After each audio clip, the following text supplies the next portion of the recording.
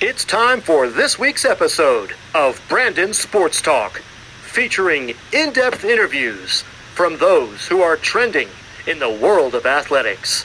And now, here's the host of Brandon Sports Talk, Brandon Pate.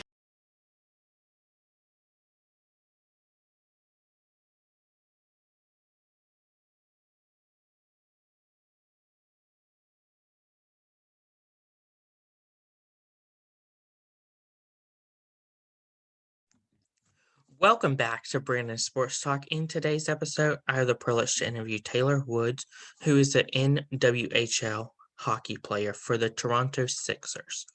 How are you doing today? I'm good. How about you? I'm doing good. Can you talk about how you knew that you wanted to play professional hockey? I think even just after leaving college, you've had that. Like I've had that itch, and it's like it's just not done for me yet. And especially too, like my profession in coaching is also like it's dealing with kids, trying to help them sort of navigate the way, trying to get a little bit step ahead, and me playing helps them out. Can you talk about, of course, your collegiate time at Cornell? Yeah, very like the experience is just so cherishable.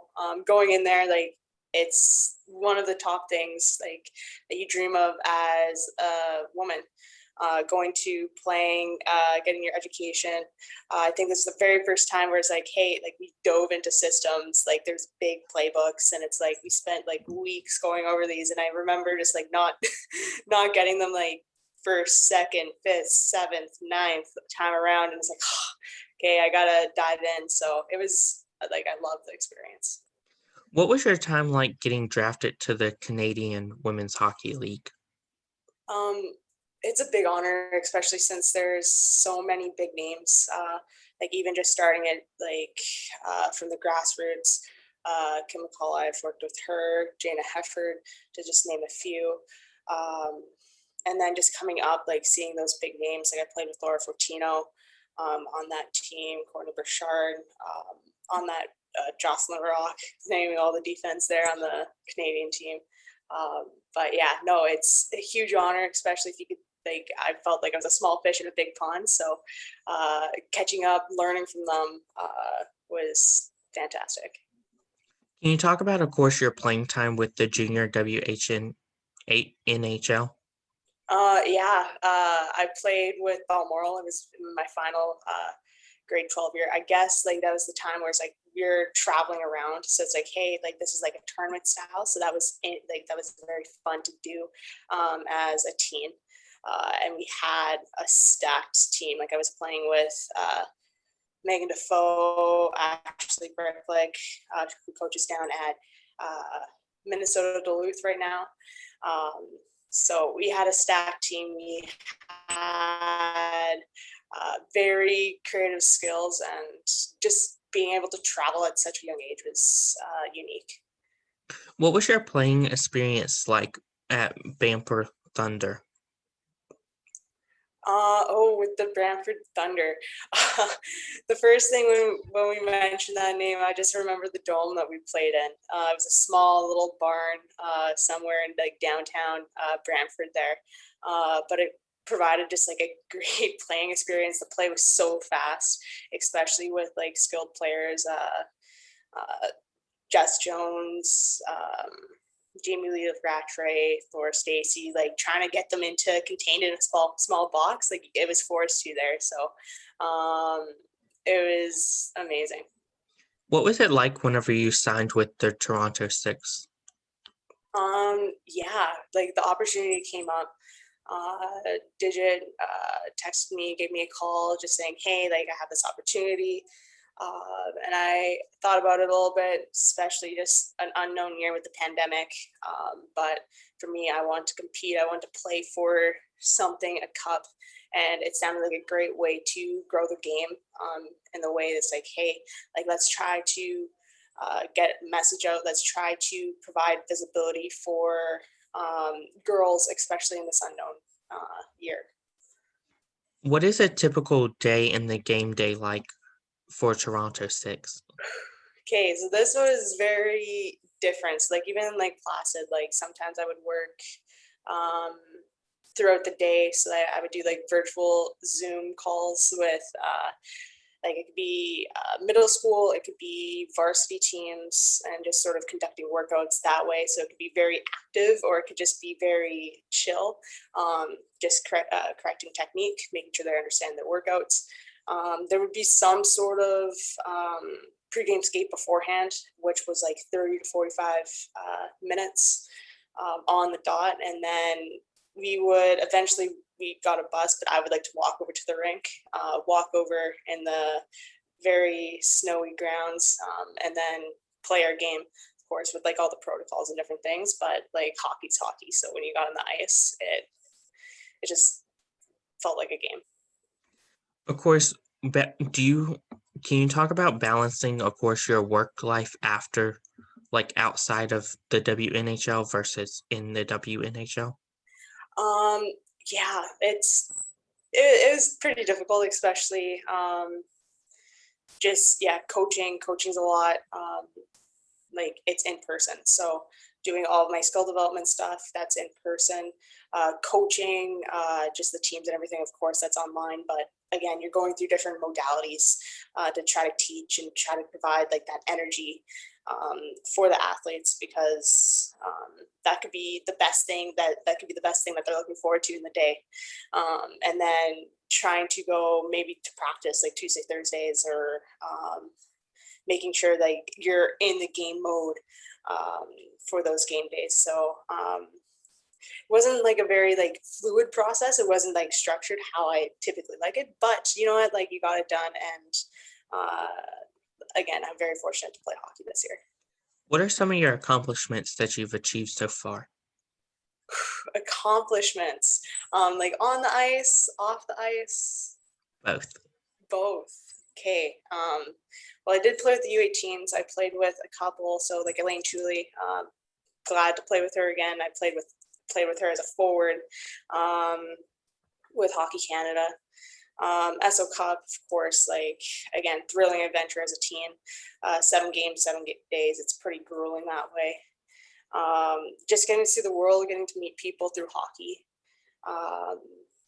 was like just such a great experience, and something that I think I'm going to remember longer term than all the accolades. And then I guess one little tidbit for me, I am also a fitness enthusiast. So I like to lift the heavy weights. I have to be able to manage my 5'2" self on the ice. So I recently, before going to Boston, I squatted 405, which is 4 plates, which is huge in the fitness world. I could also deadlift 525. So pretty big numbers for a small little shrimp like I am. Can you talk about, of course, your time with playing with Team Canada?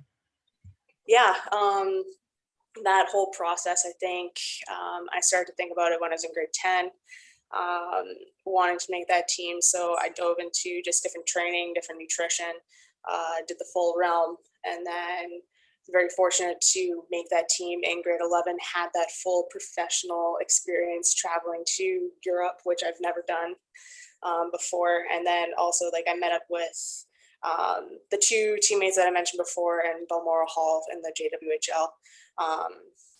We were all on the same team, so it was sort of a nice prairie connection that way. With you competing with Team Canada, can you talk about, of course, how hard it is balancing the Toronto Six versus Team Canada? Yeah, well, I guess like Team Canada, I was younger, so it's like, hey, I could, all I have is school and then training. Whereas with work, or like with the Toronto Six, I have work, I have a little bit more work, and then training and clients. So, and also just trying to live throughout this time too. So there's a little bit more load, I guess, I have with the Toronto Six compared to Team Canada. What are some of your game day rituals? Game day rituals. I do like to stick handle a lot. So like stick handle off the ice. I could do it, like I could play or shoot the puck both left and right-handed. So I like to just stick handle off the ice, doing both, sort of just getting in the zone. What else? I made a game day playlist on, of course, listening to some music, getting in the zone. Other than that, not too much. I'm pretty. I just want to play the game when it ever comes. And then whenever it comes, I jump in. Can you talk about the first time you put on the Toronto Six uniform and what that felt like to you? It like when I looked at the uniforms, is how many people, how much work they did to put into that process, because it started, I think, last year around this time, the thoughts and sort of creating that team, and then all of a sudden within maybe 8 to 10 months, they've created this this loving team, and this team that's going to have an impact hopefully in women's hockey. So that's the first thing I thought of, all the people that put in this work to get this jersey to this rank, and they looked really snazzy. So from one side to the other, they looked really good. I personally like the white ones, but they all look very sharp on the ice. That's amazing. What are some of your future plans with hockey moving into the future? Yeah, I still hope to coach. I still hope to play. From out that, I know the season's far away. So just trying to get myself healthy, get myself back in shape, and just sort of focus on the little tangible things now in order to get me to be a better coach and a better player when it comes down the line when we're back on the ice. What are you doing now to prepare you for next season? I'm looking to the side because I have my full home weightlifting gym at this hotel that I'm quarantining at. So I got a couple dumbbells, kettlebell, weight vests, just sort of trying to keep moving, trying to just get better movement patterns overall, just trying to keep myself in the zone and sort of making a little plan. What's can I do in a month? What can I do in 3 months? That's the same with coaching and everything. Can you talk about, of course, your time playing for the Cup and what that was like? Yeah, it's a cup, it's a championship. You always, you're itching to win that, and you're itching to be in those moments. So we couldn't be in that moment with a better group, unfortunately, just with the times. I know I didn't expect all the things that happened this year and sort of that preparation process in order to get to that game, because I think that's one of the harder things I have to do to prepare as an athlete. I didn't expect that. So, but again, you got to plan for the unknown for the best that you can, and hopefully next time we'll win that cup. What advice would you give upcoming future college women hockey players looking to play in professional? Right now, still have that dream, but also just focus on that, the little things. Like I said, it's right now I'm just trying to focus on me training, me getting back in, creating just a month, 3-month plan. Don't stretch beyond that, because if you could probably think about going in circles, but just sort of do the best that you can, just sort of show up, be the best that you can be every day. And that's all you could ask for. What advice would you give upcoming professional hockey players that are playing now? Just enjoy the moment, honestly. Right now, I think it is a different time for even the professional space, but there's so much more on the up for women's hockey, especially sort of what's happened over the last 1 to 2 years of how it's grown. It's getting more attention, it's getting more exposure, and just sort of jump on and enjoy as much as you can. And I'm excited to see where the space goes to over the next even year, but 2 to 3 years. That's wonderful. Where can my listeners find you at on social media? Yeah, I'm most prevalent on Instagram. You can follow me at Twoods Training. Thank you again, Taylor Woods, for your interview, and best of luck in the NWHL with the Toronto Six. Thank you. You too. You can find Brandon Sports Talk on Facebook at Brandon Sports Talk, Instagram at Brandon Sports Talk, Twitter at Talk_Brandon, and you can find me on YouTube at Brandon Sports Talk. Don't forget to like, comment, and subscribe. Thank you again, Taylor Woods, for your interview, and best of luck. Thanks. You've been watching Brandon Sports Talk.